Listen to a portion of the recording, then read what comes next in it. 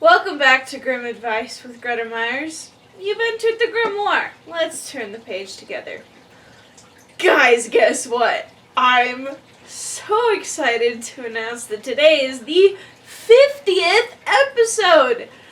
Honestly, I'm a little shocked that we've made it this far, but here we are, 50, and in doing as is appropriate.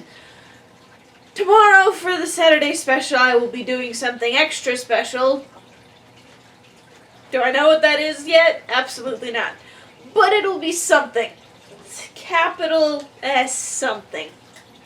Alright, and today is actually one of my friend's favorite fairy tales, so I'm excited to read and analyze today the Six Swans. Without further ado, the Six Swans. Once upon a time, a certain king was hunting in a great forest, and he chased a wild beast so eagerly that none of his attendants could follow him. When evening drew near, he stopped and looked around him, and then he saw that he had lost his way. He sought a way out, but could find none. Then he perceived an aged woman with a head which nodded perpetually, who came towards him, but she was a witch. "Good woman," said he to her, "can you not show me the way through the forest?" "Oh, yes, Lord King," she answered, "that I certainly can, but on one condition, that if you do not fulfill that, you will never get out of the forest, and you will die of hunger in it." "What kind of condition is it?" asked the king. "I have a daughter," said the old woman, "who is as beautiful as anyone in the world, and well deserves to be your wife. And if you will make her your queen, I will show you the way out of the forest." In the anguish of his heart the king consented, and the old woman led him to her little hut, where her daughter was sitting by the fire. She received the king as if she had been expecting him, and he saw that she was very beautiful, but still she would not please him. And he could not look at her without secret horror. After he had taken the maiden upon his horse, the old woman showed him the way, and the king reached his royal palace again, where the wedding was celebrated. The king had already been married once, and had by his first wife 7 children, 6 boys and a girl, whom he loved better than anything else in the world. As he now feared that the stepmother might not treat them well, even do them some injury, he took them to a lonely castle which stood in the middle of the forest. It lay so concealed, and the way was so difficult to find, that he himself would not have found it if a wise woman had not given him a ball of yarn with wonderful properties. When he threw it down before him, it unrolled itself and showed him his path.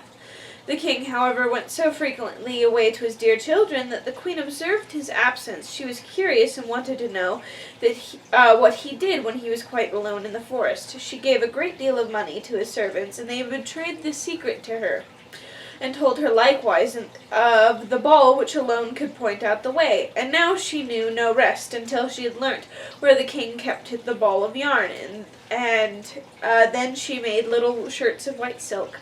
As she had learnt the art of witchcraft from her mother, she sewed a charm inside them. And when the king had ridden off to hunt, she took the little shirts and went into the forest, and the ball showed her the way. The children, who saw from a distance that someone was approaching, thought that their dear father was coming to them, and full of joy ran to meet him. Then she threw one of the little shirts over each of them, and no sooner had the shirts touched their bodies than they were changed into swans and flew away over the forest. The queen went home quite delighted, and thought she had got rid of her stepchildren, but the girl had not run out with her brothers, and the queen knew nothing about her. Next day the king went to visit his children, but he found no one but the little girl. "Where are your brothers?" asked the king. "Alas, dear father," she answered, "they have gone away and left me alone." And she told him that she had seen from her little window how her brothers had flown away over the forest in the shape of swans, and she showed him the feathers which they had let fall in the courtyard, which she had picked up. The king mourned, but he did not think that the queen had done this wicked deed, and since he feared that the girl would also be stolen away from him, he wanted to take her away with him. But she was afraid of her stepmother, and begged the king to let her stay just this one more night in the forest castle. The poor girl thought, "I can no longer stay here. I will go and seek my brothers." And when night came, she ran away and went straight into the forest. She walked the whole night long, and next day also without stopping, until she could go no farther for weariness. Then she saw a forest hut, and went into it, and found a room with 6 little beds. But she did not venture to get into one of them, but crept under one, and lay down on the hard ground, intending to pass the night there. Just before sunset, however, she heard a rustling, and saw 6 swans come flying in at the window. They alighted on the ground, and blew at each other, and blew all the feathers off, and their swan skins stripped off like a shirt. Then the maiden looked at them, and recognized her brothers, was glad, and crept forth from beneath the bed. The brothers were not less delighted to see their little sister, but their joy was of short duration. "Here can you not abide," they said to her. "This is a shelter for robbers. If they come home and find you, they will kill you." "But can you not protect me?" asked the little sister. "No," they replied, "only for 1/4 of an hour each evening can we lay aside our swan skins, and have during that time our human form. After that, we are once more turned into swans." The little sister wept and said, "Can you not be set free?" "Alas, no," they answered, "the conditions are too hard. For 6 years you may neither speak nor laugh, and in that time you must sew together 6 little shirts of star flowers for us. And if one single word falls from your lips, all your work will be lost." And when the brothers had said this, the 1/4 of an hour was over, and they flew out of the window again as swans. The maiden, however, firmly resolved to save her brothers, even if it should cost her her life. She left the hut, went into the middle of the forest, seated herself on a tree, and there passed the night. Next morning she went out and gathered starflowers and began to sew. She could not speak to anyone, and she had no inclination to laugh. She sat there and looked at nothing but her work. When she had already spent a long time, there it came to pass that the king of the country was hunting in the forest, and his huntsmen came to the tree on which the maiden was sitting. They called to her and said, "Who are you?" But she made no answer. "Come down to us," said they. "We will not do you any harm." She only shook her head. As they pressed her further with questions, she threw her golden necklace down to them, and thought this would satisfy them. They, however, did not cease, and then she threw her girdle down to them, and as this also was to no purpose, her garters, and by degrees everything she had on that she could do without, until she had nothing left but her shift. The huntsmen, however, did not let themselves be put off by that, but climbed the tree and fetched the maiden down, and led her before the king. The king asked, "Who are you? What are you doing on the tree?" But she did not answer. He put the question in every language that he knew, but she remained as mute as a fish. As she was so beautiful, the king's heart was touched, and he was smitten with a great love for her. He put his mantle on her, placed her before him on the horse, and carried her to his castle. Then he had her dressed in rich garments, and she shone in her beauty like bright daylight, but no word could be drawn from her. He placed her by his side at the able, and her modest bearing and courtesy pleased him so much that he said, "She is the one whom I wish to marry, and no other woman in the world," and after some days he united himself to her. The king, however, had a wicked mother who was dissatisfied with this marriage, and spoke ill of the young queen. "Who knows," said she, "where she comes from? She is not worthy of a king." And after a year had passed, when the queen brought her first child into the world, the old woman took it away from her, and smeared her mouth with blood as she slept. Then she went to the king and accused the queen of being a man-eater. The king would not believe it, and would not allow anyone to do her any injury. She, however, sat continually sewing at the shirts, and cared for nothing else.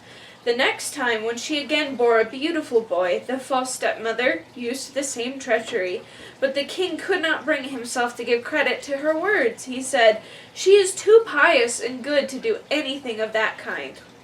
If she were not dumb and could defend herself, her innocence would come to light." But when the old woman stole away the newly born child for the 3rd time and accused the queen, who did not utter one word of defense, the king could do no otherwise than deliver her over to justice, and she was sentenced to suffer death by fire. When the day came for the sentence to be executed, it was the last day of the 6 years during which she was not to speak or laugh, and she had delivered her dear brothers from the power of the enchantment. The 6 shirts were ready, only the left sleeve of the 6th was missing. When therefore she was led to the stake, she laid the shirts on her arm, and when she stood up high and the fire was going to be lighted, she looked around, and the 6 swans came flying through the air towards her. Then she saw that she would be saved, and her heart leapt with joy. The swans swept towards her and sank down so that she could throw the shirts over them, and as they were touched by them, their swan skins fell off, and her brothers stood in their own bodily form before her, and were vigorous and handsome. The youngest only lacked his left arm, and had in the place of it a swan's wing left on his shoulder. They embraced and kissed each other, and the queen went to the king, who was greatly moved, and she began to speak and said, "Dearest husband, now I may speak and declare to you that I am innocent and falsely accused." And she told him of the treachery of the old woman who had taken away her 3 children and hidden them. Then, to the great joy of the king, they were brought there, and as a punishment, the wicked stepmother was bound to the stake and burnt to ashes. But the king and the queen, with their 6 brothers, lived many years in happiness and peace. I love it. It's a lot like Our Lady's Child and the 12 Brothers combined. Yeah, exactly. Our Lady's Child and the 12 Brothers. A lot of common themes. The vow of silence and solitude seems to be a common theme that the Grimm brothers liked to pick up. And I'll get to that in a second, because honestly, is very powerful. I love how it's the 50th episode, and not only is it my friend's, like, she told me that she really loved this fairy tale, but also it's just like a good combination of like all these fairy tales, and it's not that spooky. First off, again, stepmothers. My goodness. They get a lot of beef in fairy tales.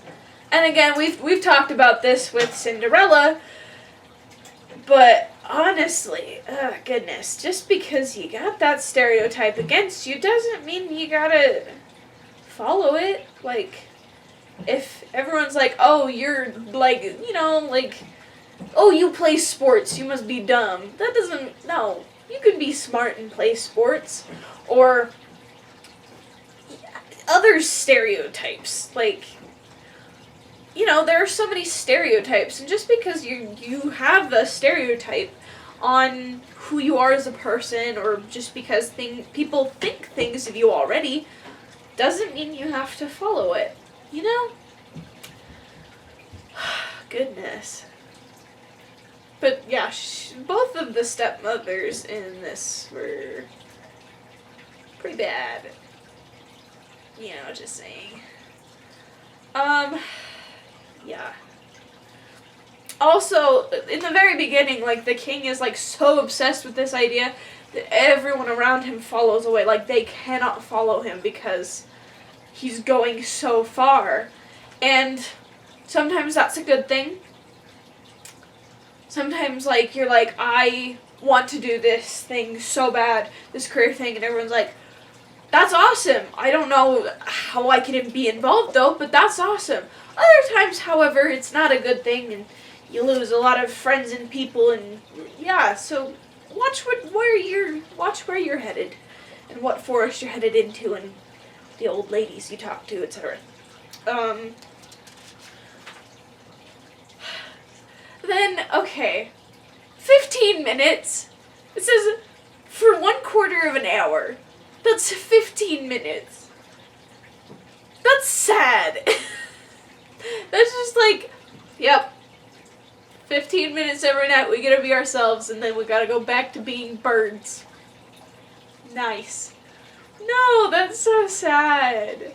And I love how they're like, oh, honey, you gotta get out of here, because there's some robbers and they're gonna hurt you.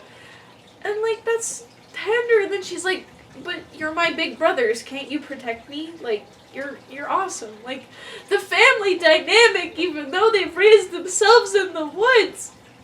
It's beautiful. Okay.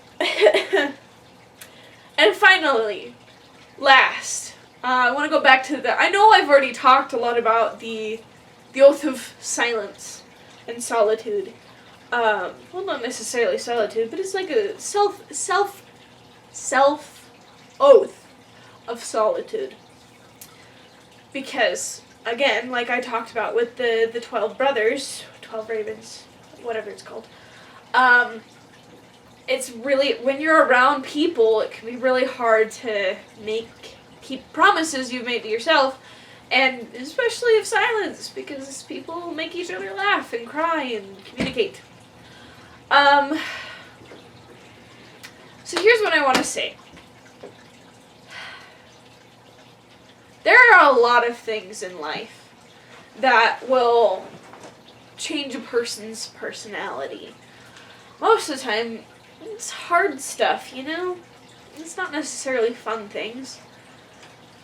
And a lot of those personality types get a lot of beef, especially being quiet.